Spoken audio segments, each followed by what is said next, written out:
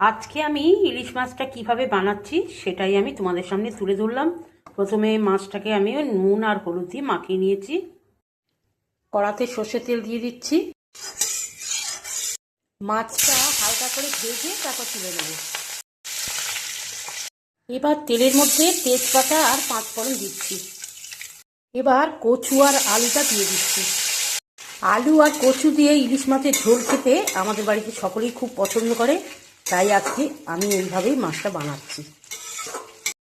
এখানে আমি নুন, হলুদ, আদা, জিরে, কাঁচা লঙ্কা বাটা আর লাল লঙ্কা দিয়ে একটা মশলা তৈরি করে নিচ্ছি। আলু আর কচুটা এখানে ভাজা হয়ে গেছে। এবার আমি এই মশলাটা এর মধ্যে দিয়ে দিচ্ছি। মশলাটা কষা হলে তারপর আমি এটাকে ঢাকা দিয়ে রেখে দেবো।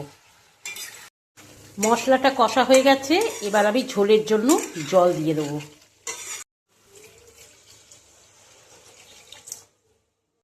এবার ঢাকা দিয়ে আমি এটাকে রেখে দেবো।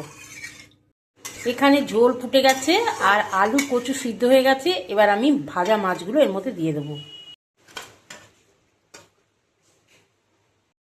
আর একটু সময় ফুটিয়ে তারপর ঝোলটা নামিয়ে দেবো।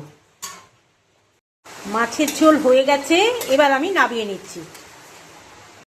এই দেখো, মাছের ঝোল নামিয়ে নিয়েছি। আমার মতন কারা কারা কচু দিয়ে ইলিশ মাছের ঝোল খেতে ভালোবাসো জানিও। আজকের মতো এইটুকুই।